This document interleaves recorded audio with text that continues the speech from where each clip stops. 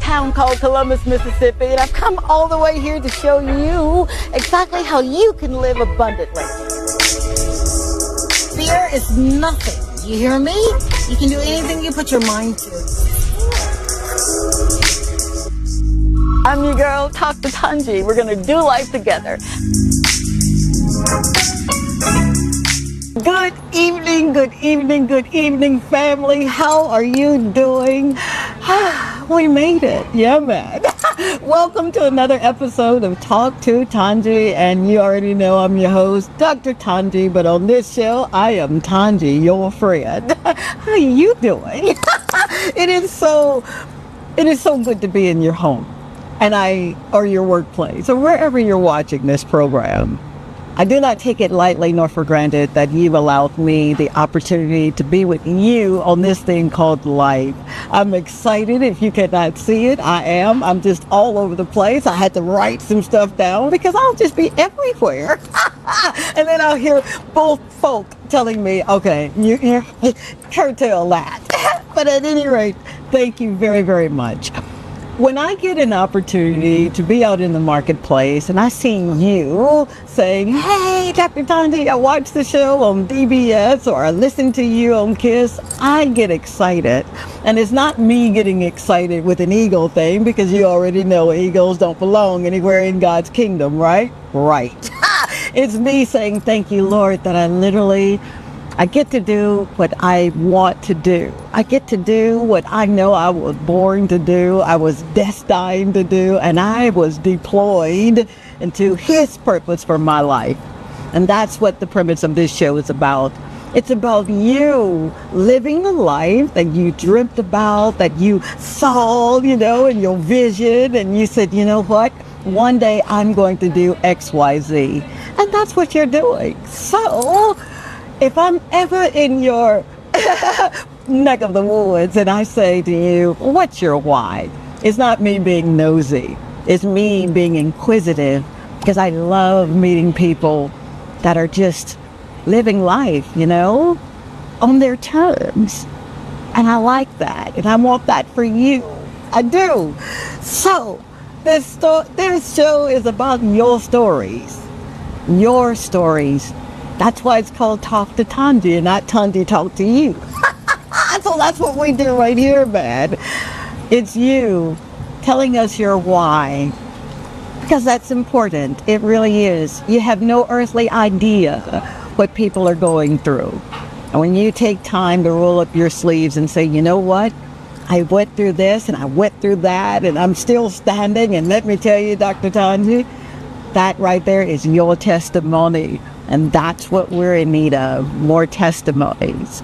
Which brings me to tonight's guest. Oh my God. Did you see the advertisement for him?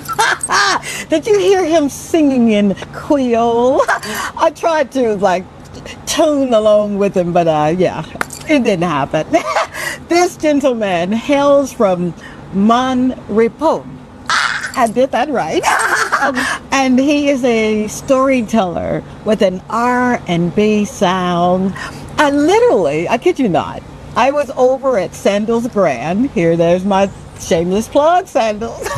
And I got an opportunity to go to the Golden event. Dr. Cherry, I love you, man, told me about this incredible event. And he said, you know what? I bet if you go, you'll be able to tell a lot of stories from that. I'm thinking, yeah, man, all right. So I called up my gentle giant and asked him, hey, man, let me get you in your black tie and let's go to this golden event. And he responded, Dr. T, I don't even have a black tie. So I said, no worries. I got dressed. A friend of mine met me there, and the evening was unbelievable. I got an opportunity, man, to witness greatness and legends right here from our St Lucia. So, without further ado, it's an introduction for some, but it's a come to my neck of the woods for others. None other than Mr. Shayne Ross. I am so excited. How you doing, man? I'm good, thank God. That's such a... Oh my God. You know, we both had a bit of trouble getting here today, right? Yeah. But we made it. We made it. You said something, right? You said something to me. You don't remember, but a couple of years ago. Yeah. And would you tell that story again? Okay, please? well, it was at a place called Valels. Yeah. And the DJ there, he was. I went there with my family and a bunch of friends, and the DJ started playing one of my songs. Yeah. And then he basically he and I started talking. He was he was engaging me with the microphone, so I was just saying hello and everything like that. And then you came over, you're like, "Is that your song?" I'm like, "Yeah." And they'd be like, "I would love to have you on my show." And I was like, "Whenever you're ready, let's just make it happen." Oh my God. So, like we said, nothing before its time. I was contacted. Davis Felix, one of the organizers for the Golden event. Yeah. She contacted a bunch of us, and she was like, "Would anybody be interested in doing the show?" And I was like, "You know what? Of course, let's do it." And not only that, too. A couple of weeks ago, I saw your program with Darren Sammy. Me and my wife sat and we watched a bit of that. Wow. And I was like, her energy is just so infectious. Like, she's so bubbly. That's just so interesting. And then I was like, I remember her from, I wasn't sure of the name of the place back then. Right. But then my wife remembered, she's like, Valels. And then, the rest, as they say, is history. And we're here now. I know, right? Oh my gosh, so much that I want to just ask you, man. I'm telling you this now, right? Get your pen, get your notepad. He's going to tell us how he got here, his why, and all of that good stuff. He's already calling for a break. Dadgummit. We'll be right back, and we're gonna get into this amazing soul, Mr. Shayne Ross. Stay tuned.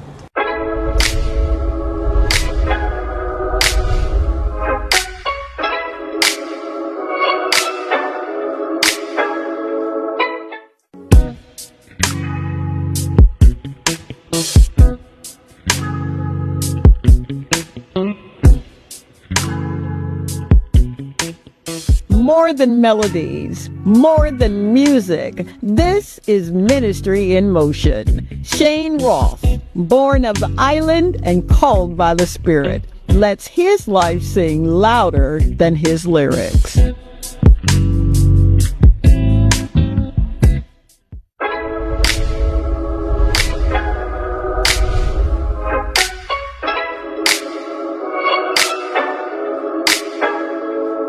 And we are back. Thank you so much again for those who are just tuning in. I'm your girl, Dr. Tongie, but on this platform, you know me as Tongie, and I am with this incredible soul. But before we get into that, let me just say shout out to our Kendrick Williams for this beautiful place. Oh my God. Point Seraphine, right? Yeah. And the place is called Pink Papaya, and it is gorgeous. So if you are on the island of St. Lucia and you're looking for a place to come, would you just come here and tell the owner, Dr. Tongie, sent you? I don't know what that'll get you, but it may get you a smile. How about that? All right, Mr. Shayne Ross, let's get into your business. Sure. You are an avid storyteller, and you've been able to mix R&B with the cultural sounds of the island. Man, how did you know, okay, first of all, this is what I want to do, and then how were you able to do it so beautifully? Well, for me, I think for as long as I've known myself, from the time I was a child, like I used to imagine myself performing in front of large audiences, and I used to sing in my bathroom a lot. I love that. And the community that I'm from, like our bathroom was like kind of an extension on the house. It was kind of outside, and we didn't really have any like the windows weren't sealed really. Gotcha. So the whole neighborhood would hear when I was singing certain songs, and so for me it's always been a dream of mine to do that. Also being from Mon Repos, it's a culturally rich community. So for me, I grew up knowing Creole, not even ever having a Creole lesson, but just picking it up from my mother speaking, people in the community. So for me, it's a language. It really and truly is my second language, or my first language, if you want to call it that. Yeah. So I can speak it fluently, and expression is something that's always been near and dear to me. So for example, I used to rap. My first foray into performing publicly, I did calypso. Come on. Yep. at the Mon Repos combined school, there were only 3 competitors, so I had to place. Yeah. And so what happened was that there was a tie for somebody won.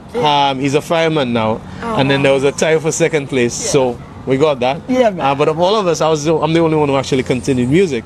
Wow. So I started off with calypso.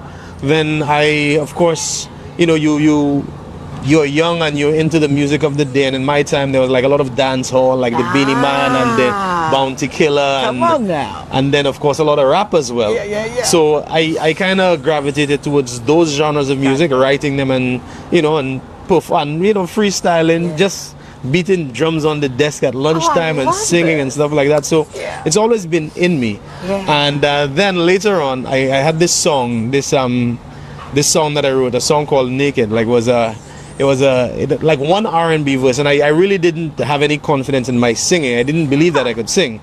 And it was Francis Lebo de Lima and Christopher Hunt. They were the ones who were like, they were in the studio session. They were like, listen, like, bro, you need to, let's take out some of that rap from that song and put some more R&B in there. So I was like, okay, so we had one R&B verse and 2 rap verses. Yeah. After the R&B verse, they were like, hey, we need another R&B verse. So I'm like, listen, I'm like, guys, I'm not a singer, I'm a rapper, If we have the song like too much R&B, then people aren't gonna look at me as a rapper anymore. They look at me as an R&B singer, and they're like, listen, but the song is that good. So then I'm like, you know what? Let's put 4 verses in there. They're like, okay, let's try it. Yeah. So then the song ended up being a rap verse, R&B. Another rap verse, then another R&B verse, and then they were like, "This is too long. We need to drop a verse." So and I'm like, "Don't tell me." And the verse you want me to drop is the second rap verse. They're like, that verse has to go. And from there, lo and behold, I think that was my last. No, there was another song that had another bit of rap in there, "Take You Home," and then after that, I never rapped again. I've been known as an R&B singer since then. Singer. Yeah. Wow. And of course, being known as an R&B singer, like for me, I believe that I should try to infuse more of what is authentically St. Lucian in terms of the sound of it. So that's kind of my idea or my leanings, which is why I put a lot of Creole in, and I started writing more Creole and started putting more Creole in, because I think it's almost like it's not being done like that, it's not delivered like that, but it's a very beautiful language, and it has certain elements of it that can be done so romantically and so authentically, and you can say so much with so few words sometimes that it's just unbelievable. So for me, my focus is to take advantage of that, showcase what is authentically St. Lucian in terms of the language and the rhythms too. Right. But do it in a way that's different. That's that's palatable. That makes older and younger generations listen to it and be like, hey, I didn't know it could be so sensual or so so whatever it is. But it's just that's the direction I'm going. Thank you. Absolutely love that. I do. Now, you said something that just kind of really piqued my interest, and we're going to kind of unravel because you said a lot. I'm sorry. Yeah. No, I love it. You said imagination. Wow. That's a weighty word. Yeah. And it's a word that oftentimes we just kind of pass over. You're using your imagination at such a young age. What was behind that? Is it that you wanted to take yourself someplace, or you wanted to be a performer that kind of took others along with you? That's a very good question. I don't know where it came from. Like I just visualized something that wasn't there, something that I didn't actually see in front of me, but I just it's almost like asking where a thought comes from. I don't know. I just wanted to do it. Wow. And I just found myself doing it and leaning into it more and more and more. And what I found is that the less friction I created, or the less friction I allowed, to exist between me and following that, the easier everything became. And everything just, after a while, things just started falling into place. Wow. Yeah. Wow. So it's Yeah, I don't know. It just came from somewhere. Like I was just drawn to it, and I kind of let myself just go down that direction. That is so amazing. It really, really is. And thank you for that. I appreciate it. I do. And I'm sure you will too. Now, getting into Creole. There's so much that goes into that beautiful language. Oh, yeah. What is the importance for you to want to kind of keep it in the mainstay? Why was that important for you? Well, I think for me, because I wanted to find a niche for myself that I don't think anybody has explored it in the way that I have. I mean, Haitians do compa. I mean, it's very close to Creole. It's French. A lot of Martinique, Dominica does Creole as well. But even they, I mean, the flavor that they have, it's not quite our flavor. And those in St Lucia who do our flavor of Creole, they do it in a, like, it's always in the upbeat, the dancing, the well, not just dancing, sorry, but the you know, like in the soca or the Dennery segment, which is it's good. It has its place. Everything has its place musically. But I just found that there was something missing, right, in terms of actually delivering it with quality vocal delivery, like sing the Creole and make it beautiful. And more I found that when I do it, I feel more fulfilled than if I do a regular R&B song in English, because what I find is that in doing that, I'm competing with the Chris Browns of the world. I'm competing with, you know, all of those fantastic singers that already exist. So I figured, you know, it's necessary to lean into what makes me unique. There you go. Where I can sing Creole, 2 languages, and why not take advantage of that? Absolutely. And on top of that too, like I find that now with, you know, with the inception of AI and everything like that, where everybody wants to find something authentic in art, right? So AI can't do Creole, at least not yet. I know, right? So the fact that it can't do it yet, I'm like, you know what? Let me try to get a foothold in something that is still untouched, that's still somewhat pure, that still hasn't sold out. There you go. Yeah. So that was my thinking in terms of that, and it's deliberate, by the way. Oh my goodness! Didn't I tell you were in for a treat? Well, if I didn't, you're in for a treat tonight. R&B, rhythm and blues. Man, I mean, you can't be over 25. What you know about R&B? I'm well over 25, actually. Gosh. The blend is so, like you said, so authentic. Absolutely. It is. Tell me some of your R&B inspiration. Well, what a lot of people don't know, like, first of all, I'll start by saying that I perform regularly. Like, I do at least 3 shows a week on a weekly basis. That's what I do for a living, right? So you do what you like to do. I do what I love to do. What you love and to do. In my repertoire, you'll find from Stevie Wonder, Elvis Presley, John Legend, Al Green, Marvin Gaye, Otis Redding, Bob Marley. Well, Bob Marley's not R&B, but it's again, okay. it's just the. So, like, for me, I focus on the quality of the songs, the songwriting, how everything is put together, and the impact that it has. So, having done these songs for so many years, and having those artists in my repertoire kind of gives me a wide range to get comfortable with. So, for me, like, all of these names that I mentioned, these are just some of the inspirations. So in terms of that, like, it's like the influence comes from all of those people. So, and again, it's about the theme of the music too.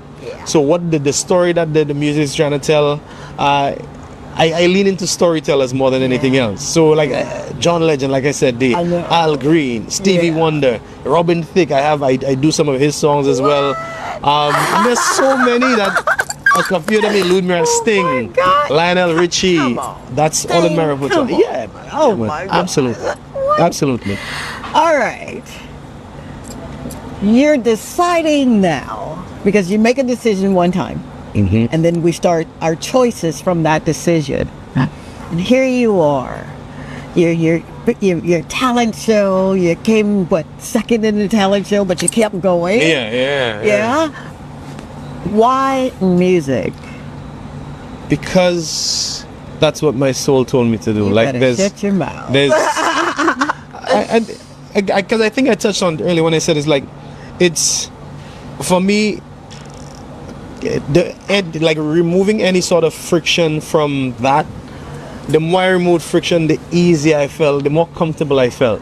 So like there's never been a day in my life I'm like, oh my goodness, I hate this. Right. You know, I mean, there might be times when I lose track of being, grateful for it, and I'll explain that by, for example, performing at hotels and different venues. Sometimes you feel like I used to say like a monkey in a suit. Come on. Right? Because at the end of the day, I'm a songwriter, I'm a singer, but here I am going to do covers, not not focusing as much on my original song. So I felt it's kind of like, boy, this is almost like a waste of my talent. Wow. But I learned to be grateful for it, because the fact that I do this, I mean, that's, again, going back to being a child, it is the same, whatever it is that I wished for, this is the reality of it. Because again, I wish to be able to perform in front of thousands of people.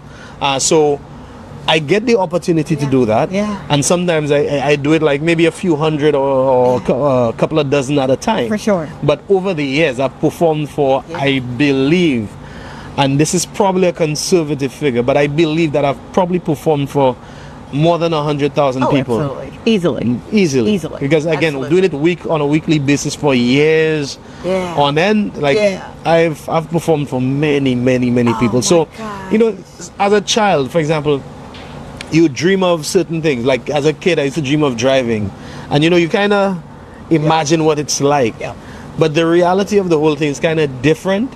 So it's almost like you put it out into the universe, and when you get it, when it comes to you, Talk about it. it's like it's not what you expected, it's not how you expected it to be, but it is still what you asked for. Amen. So like you kind of have to be in a position to be ready to accept it for what it is and be grateful for it as it is, and then you start to see a certain level of abundance, I think. Man. Yeah. Hey, you can really put that in a book, dude, and teach a master class. You can. I don't know, man. A lot of people will miss that. They'll miss that part because you said it's like dressing. Sometimes I feel like dressing up in a suit, funky suit, and blah blah blah blah blah. They'll get right there And then get stop. stuck. Yeah. So, how did you, and you talked on about gratefulness, but how did you move from, but this is what I asked for, to I've got to show up? It's something that I think there are times when it happens unconsciously, like subconsciously or whatever it is, like it just happens where I kind of know, okay, this is what I love to do, this is what I'm doing, and it's not always going to be, you're probably not always going to be happy about it, but at least you get to do what you love to do. There are times when it's like that, it just happens automatically, and there are times when you literally have to, put in the work. Like you have to probably sit down and meditate, or sit down and focus and concentrate and say, you know what, things can be tough today, it can be whatever it is, but I am grateful, I'm happy that I get to do what I love to do. And I mean, this might not be the wisest way to do it, but one of the things that I always tell myself too is that it could have been worse. It could have been a lot worse. So any which way you look at it, like whatever it is to get you into that mindset of, let me do this thing that I love to do, that I want to do. And again, even if it's almost like if you're in a relationship, you love somebody, but you don't like them every minute of every single day. You're preaching. Yeah, you are. I used to tell my children that I love you as your mama, but today I don't like you. Oh my God. Sometimes it's like that, and I think it'll be the same with whatever your passion is, because for you to be passionate about it, you have to put in the work, but putting in the work is the hard part. And when you're doing the hard part, it's not always fun, because you have to ensure that you remember what the goal at the end is, and then you start to realize it's not even so much about the goal at the end, but it's just about the journey and getting there. Like, so when you it's one of those things that, like, you just have to love it. You have to just remember, hey, this is what we're doing. This is where we're going with it. Oh, Oh, Yeah. dadgummit. Break? What? Dadgummit, because we've got more. I want to pick this man's brain a little longer. Stay tuned. We'll be right back.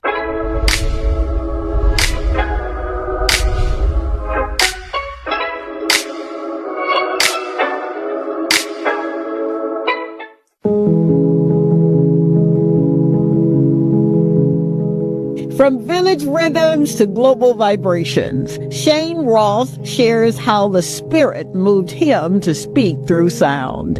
Through trials, triumphs, and testimonies, discover how one young man turned pain into praise and platforms into purpose.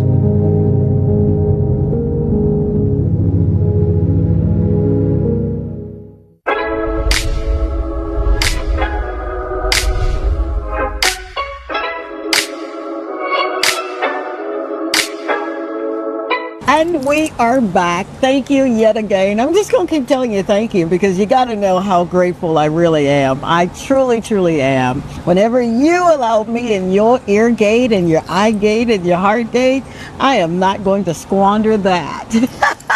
Again, we are at this amazing, beautiful place called Pink Papaya, and it's beautiful. The ships come in, the waves are beating against the shore. You just gotta come in and check it out for yourself. You really do. Okay, Mr. Ross. This guy. Were there any times where you were telling maybe someone that you were going to do this, and they said to you, "Oh man, don't waste your time on that, bruh," or whatever the lingo is?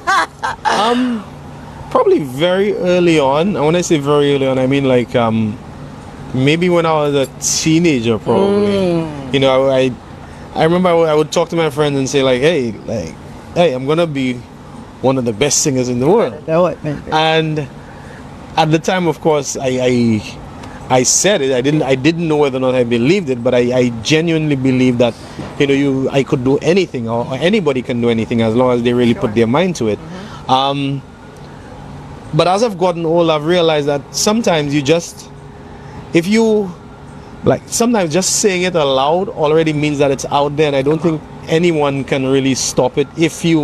Or rather, nobody can stop it but yourself. And the only way that it stops is that if you stop putting in the work. But as long as you put in the work, you'll get through. So for me, like I've never really allowed what people think to really affect me like that. Yeah. So I've heard it come back. People have said, "Oh, I'm arrogant," or "I'm this and that." But at the end of the day, at the end of the day, for me, like I see it differently. I see that if I want to do something, right, and that thing that I want to do is not a net negative towards anybody else, then I don't see any reason why I shouldn't do it.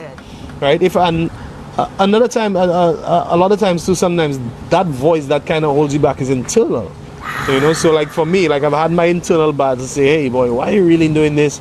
Or you know, I probably could have been pretty successful in another field, but here I am hustling as a musician. Yeah, man. So there are times when that tries to creep in. For sure. But again, it still boils down. Like I would tell myself little things to kind of, you know, pep myself up. But I would say, you know what? But you know, the hours that you work in a week, they're not that many hours. I love that. You know, like you kind of.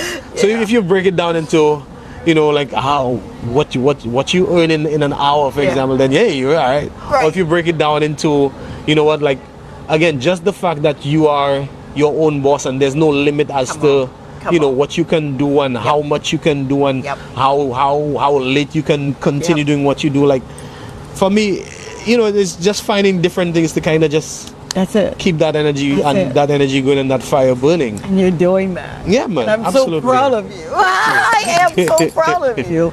Let's segue into what I like to call ladder holders. Our spouses. Oh yeah. They especially when you're out there or your significant others and you're telling that person, you know, "Honey, this is what I know I was born to do," and they're looking at you like, "Okay." How easy was it for your wife to say, "I got you"? I think first off, she's a fan of my music. So and she met me already on that path. I wasn't sure as to how I would have done it, but what I will say is that, and I've said this to her, that you know, with her by my side, like that's motivation for me to kind of keep doing it. And now it's not just the two of us. So I have my family. We have two kids. So it's like just the fact that I know that everything is taken care of, like everything is under control no matter what. There you go. You know, like for example, me being here now, that's because I had to kind of she had to take the kids at work, and so she makes the little sacrifices that are necessary. So for me, for example, I unfortunately I don't know the last time that I spent New Year's at home, because of New Year's is one of those nights where it's a work night. Yeah, man. You know, so stuff like that, those little things are the big things. You know, where having somebody that's like, you know what, babe, you have to work on New Year's. I don't like it. I wish you'd be home, but I understand. Wow. I'll hold it down. And that's invaluable. That's like. Without her, I wouldn't have been able to do it. I wouldn't have been able to pursue it in the way that I pursue it. So, yeah, definitely, she's a huge part of my success. What's her name? Casey, Dr. Casey. Thank you so very much, and I really do mean that from my sanctified soul. Thank you for believing in your husband. You're one of your best friends. Thank you so much for holding his ladder. And I say that because I get it. I really, really do. I've got a ladder holder too, and he is an amazing guy. Thank you, Stacy. Casey. No, my guy is Stacy. Oh. Okay. But thank you, Casey. Thank you so very much for that. Seriously, thank you. Now, you remind me so much of Darren Sammy, because he said that had it not been for his wife and his mom, and they're my mom too. Yeah, oh, your mom too. My so mom you too. get it, Absolutely. right? My mom is she started it off like basically that belief in me being able to do that starts with her, because she was the one who helped nurture that from the time I was a child. You know, like she was the one who heard all the bad songs, all the horrible singing. Thank you, Anyway. Mama, for doing what you've done. You've done so well. You really have. My hat's off to you, and happy Mother's Day, because that's every day for us. You do know that, right? Happy Mother's Day, Casey. Every day is Mother's Day. What would you say to this young man that's watching, or this young woman that's watching right now on Friday night, and they're saying, but you don't get it, man. I don't have anybody to support me. I know I've got it. I know I can do it because I believe in myself. What would you say to that person right there? Never, ever, never stop. Don't ever give up. There are times when you feel like you might fall off the wagon, but the times that are most important are the times that you decide to get back on. And you'll not always stay on the right path. It'll not always be perfect.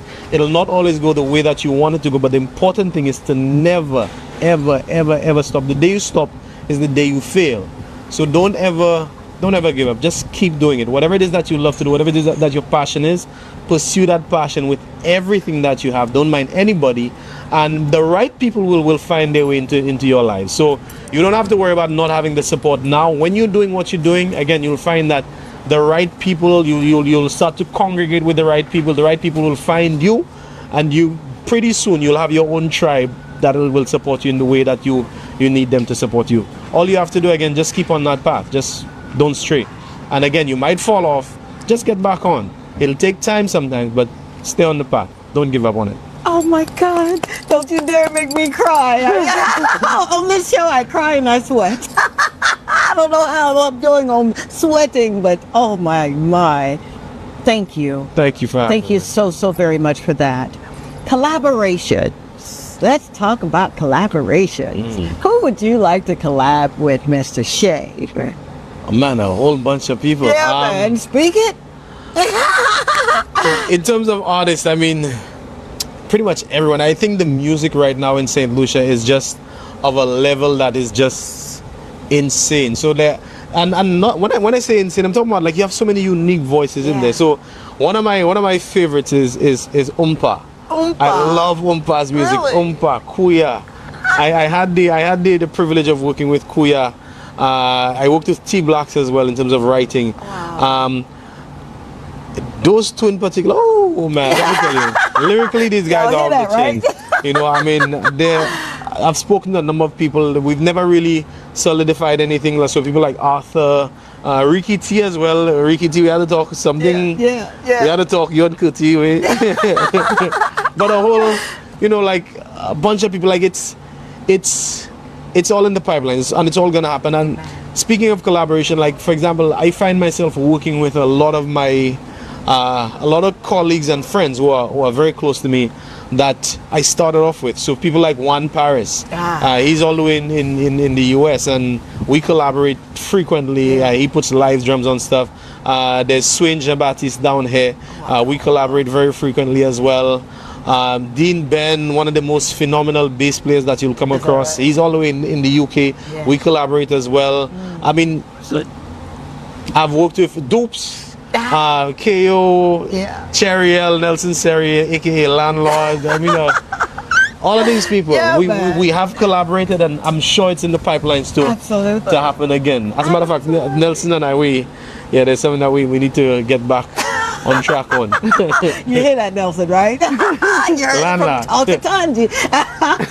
All right, he's calling for another break. Oh, have your soul been inspired? Have you just felt that? Whew, that fresh wind. Yeah, man. That's for you. Stay tuned. We'll be right back.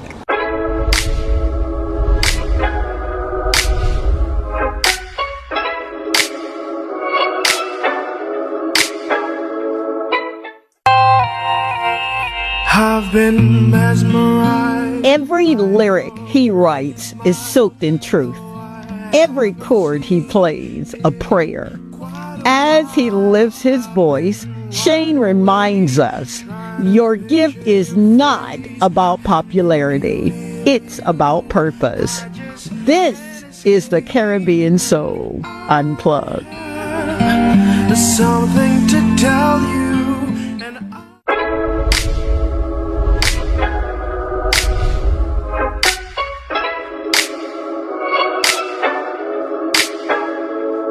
We are back. Thank you so much. You, man, you make the difference. You really do. You're a part of my tapestry, and I get to say, hey, I got friends that watch the show. We're here with this amazing soul, Shayne Ross, and he has just been telling us his why, delving into some things that really will push you if you're in your own way, all right? Using your imagination is so important. Having a support system like your mama and your wife or significant other, that matters. It really, really does. Now, mister, tell me, if you will, tell me a moment in your life. You're looking at your blueprint. Yeah. You've written everything down, and you've had your prayers, and now it's time for you to thrust yourself even further. What is that process like? That's a good question. A lot of times, like it generally starts off like this small idea. I don't know where the thoughts come from, but like it's almost like it's out of nowhere. Something just like, hey, let's do this, and then I'm like, okay, so how do I go about doing that? What's the first step in doing that? And then again, that there's that little voice that'll be like, nah, but you can't do it. And then I essentially play out the whole thing in my head a lot, where I would say, okay, what is it that I want to do? What are some of the things that I should not do to actually get on that path of whatever it is that I want to accomplish? And to be honest, there are a lot of times when, for example, I would have an idea, but actually getting it done becomes damn near impossible, and then I find myself having to kind of just scrap that idea. But it's not always like you don't hit every target that you shoot after. Okay. Right? But as long as you take the shot in any event, that's the most important thing. So I find that, like, again, in pursuing something, like, I kind of have to change course. And in that change in course, you'd find that it puts you it puts you somewhere that you didn't anticipate being. But when you, again, just stay the course, and a lot of times you're not sure what the next step will be, but just taking that step kind of is the important part, because the next step will reveal itself. Right.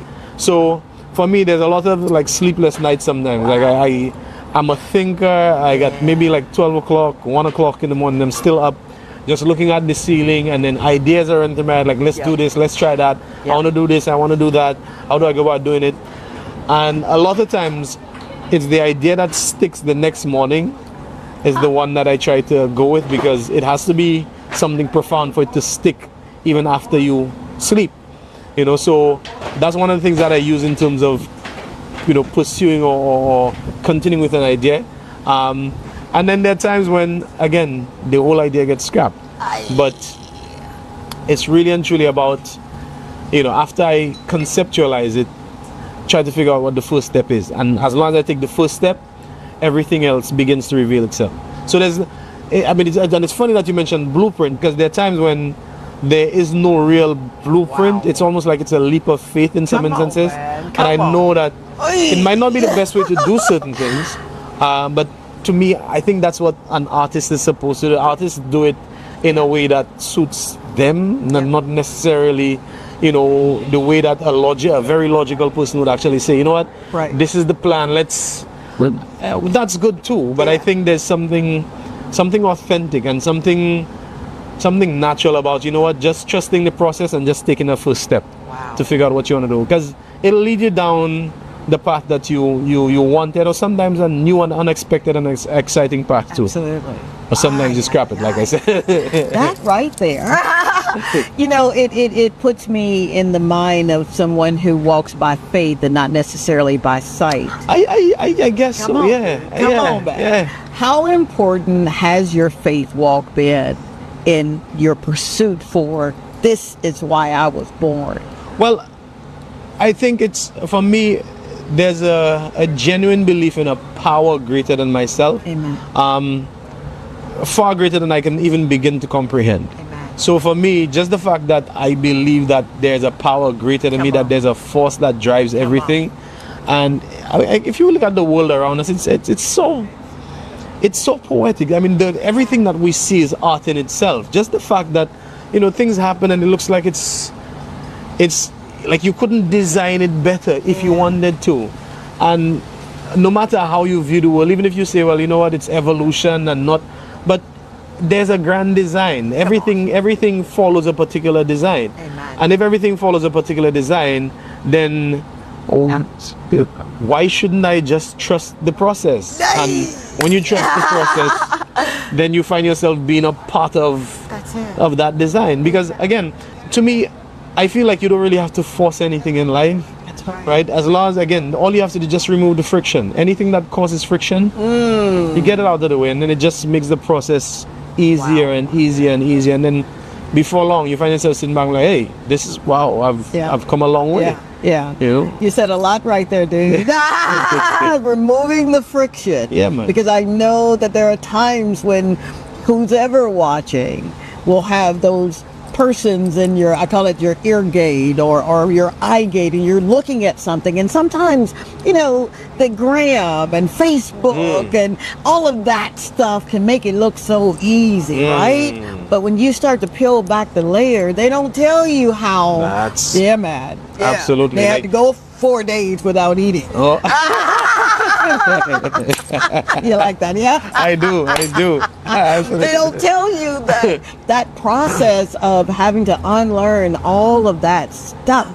Absolutely. Yeah. And the repetition too, like if you, to get good at anything, like you have to put in the work, and the work, and again, it's not always easy, it's not always fun. No. But that's the hard part. Like as long as you put in the work, that really and truly is the hard part. Yeah.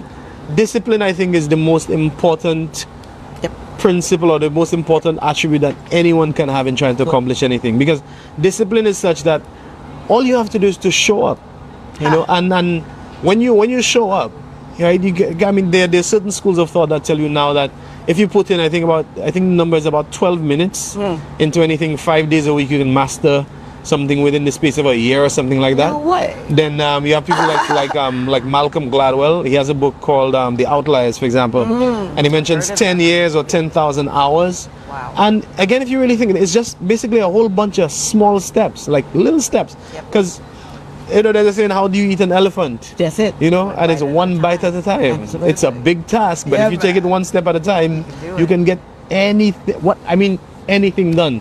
Wow. Anything, quite literally anything. One, like for me, I play a bit of guitar, although I haven't touched it in a while, to be honest. Yeah. But Self-taught? yeah, like online and you know, books and stuff from childhood, and you know, my own just fiddling around. Wow. So I'm not classically trained. I did some time at the school of music, but not too long, maybe about a year for guitars. But what I found is that, you know, the repetition was the hard part, like just basically garnering that discipline to actually do it. But there was a particular piece that I wanted to learn how to play, something called La Romanza, and that piece, it's a standard piece, but it's technically a strong, like a difficult, moderately difficult piece to play, and you have to put in the effort. And if you it's one of those things where somebody can tell whether or not you actually put in the effort. And what I found was just that taking it like a little piece by piece, a little bit every day, and then within the space of about 6 weeks or so, I had that piece down. And then I started to realize that's a pattern that I've used in a lot of things where, you know, I don't expect to start anything and be good at it. But I know if I put in the time, if I put in the effort, at some point, I might not be great, I might not master it or whatever, but just showing up and giving that little every chance I get, it'll happen. I mean, for example, for me right now, I try to get a lot of exercise in, you know, get the fitness in and stuff like that. And again, it's one of those things that you can't fake, you know, like at all. people can you know, they can try whatever it is, but if you don't put in the effort, you'll not get the results. You know, and for you to get the results, you have to put in the effort. The two are like, they go hand in hand. You can't have one without the other. Absolutely. Yeah. Wow. You're taking notes, right? Man, I'm going to go back and listen. I'll use some of this on my post. Is that all right? I'll call them Tongie-isms. You'll get your 12%. All right. He's calling for a break. I swear to you, we're going to come back and we're going to just keep doing what we're doing, man. We're going to glean from this amazing soul. Be right back.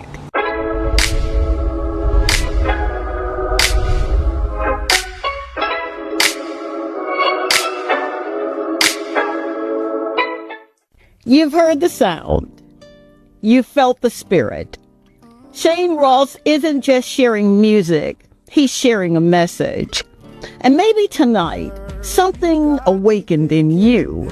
A dream, a purpose, a healing. Because the truth is, what God deposits in us isn't just for performance. It's for impact. So now, the call is yours. Will you use your gift? Will you rise even if your voice shakes? Will you be bold even if your audience is one? Here on Talk to Tongie, we don't just tell stories, we pass the torch. So if something stirred your soul tonight, don't let it fade. Move, write, speak, serve. Do what only you were created to do.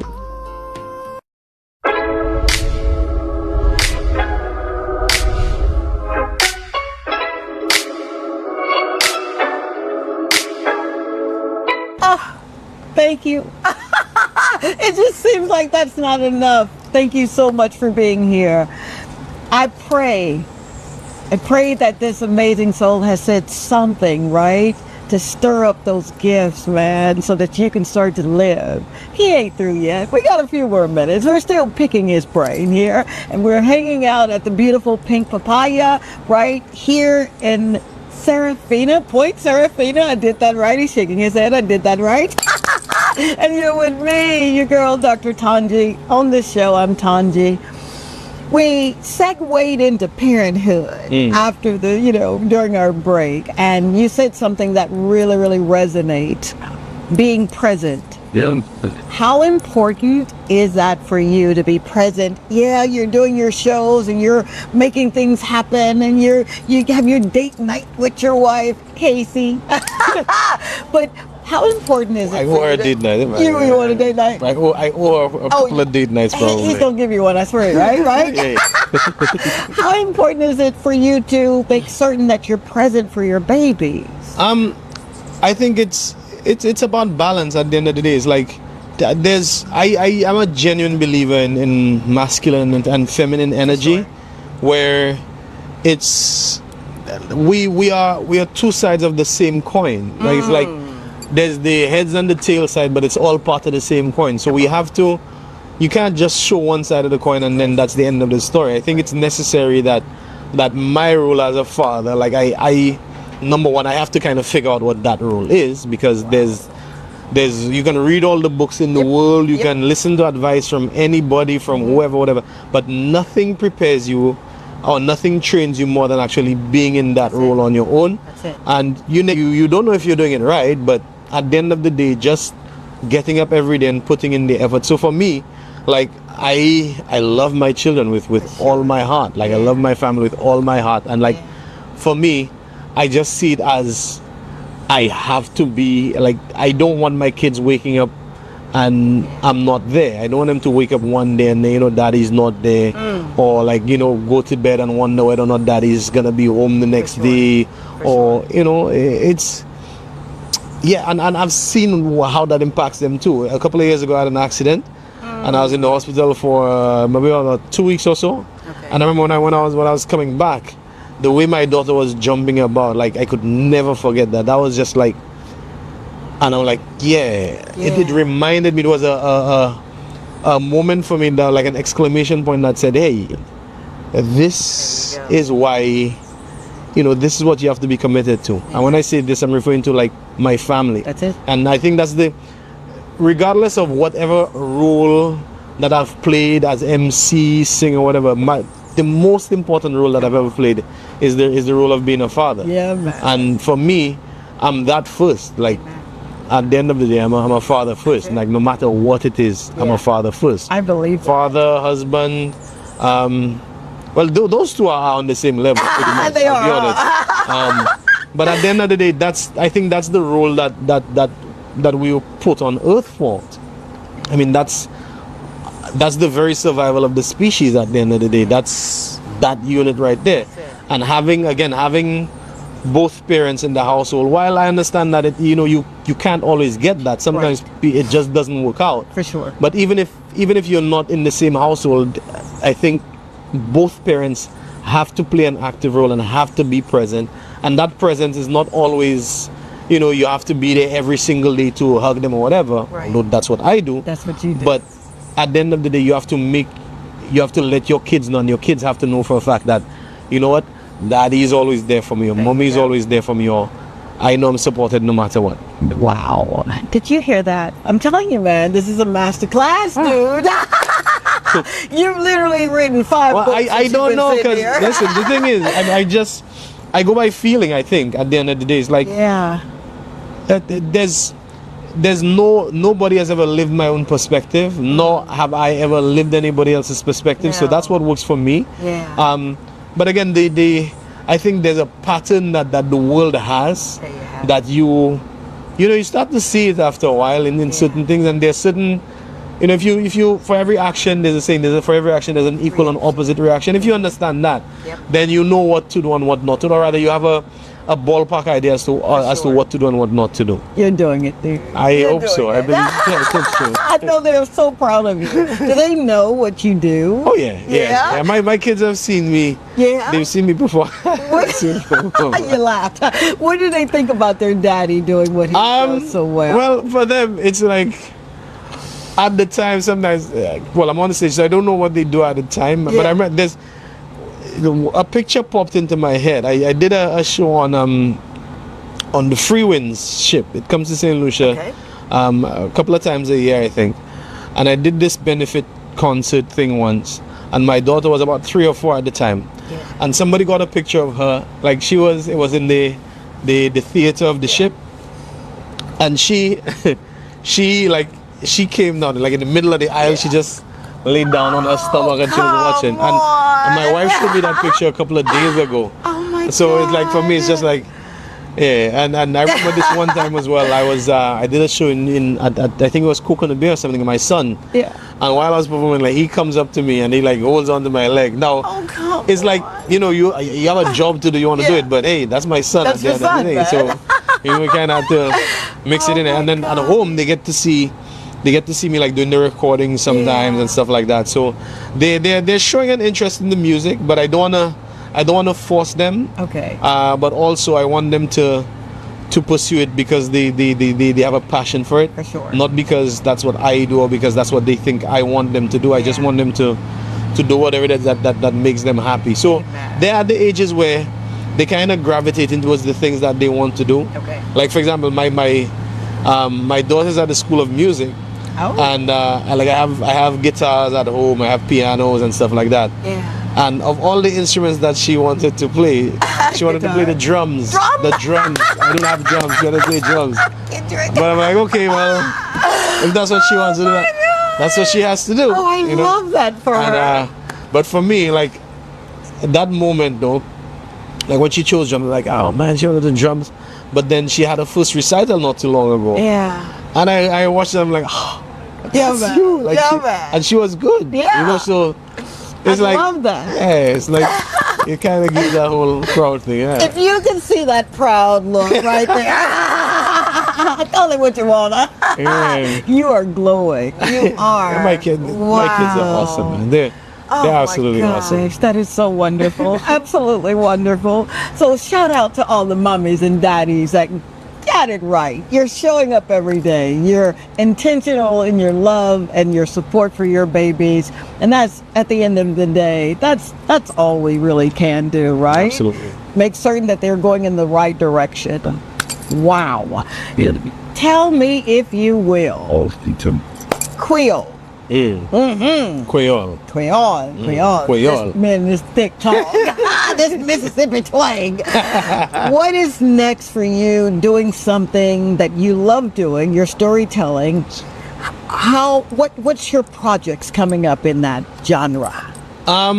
There's one thing that I think my next big project. First off, I want to finish off a predominantly Creole album, an album with 2 languages. So it has to be an English and Creole album. That's one. Okay. And 2,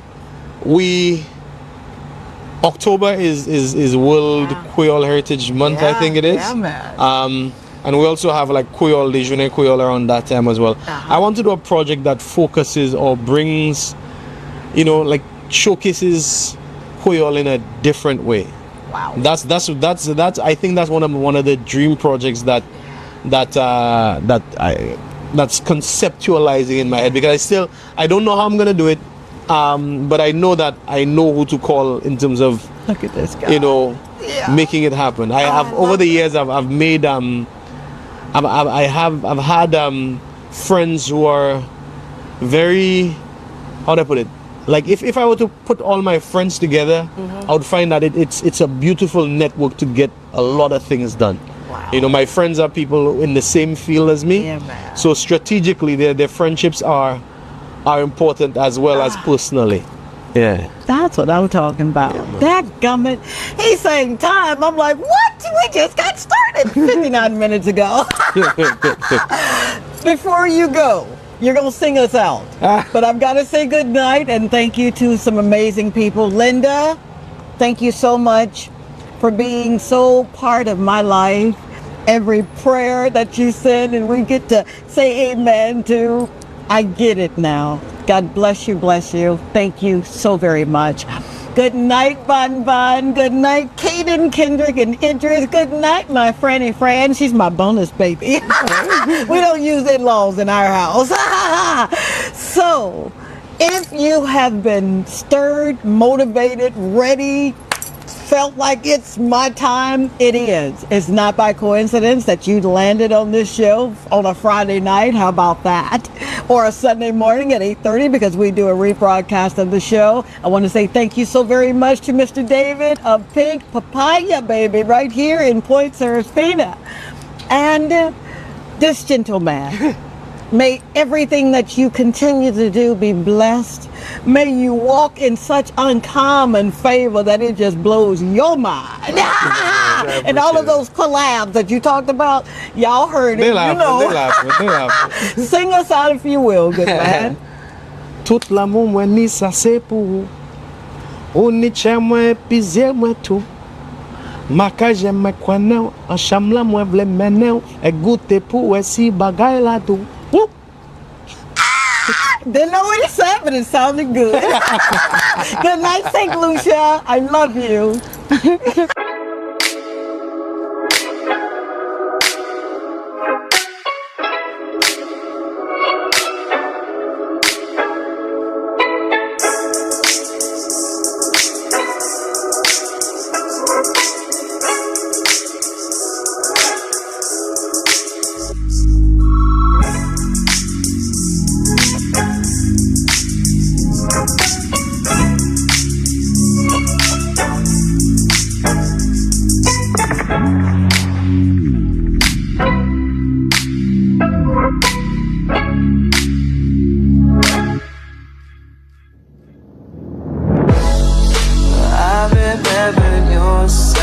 You remember my eyes. We were known to get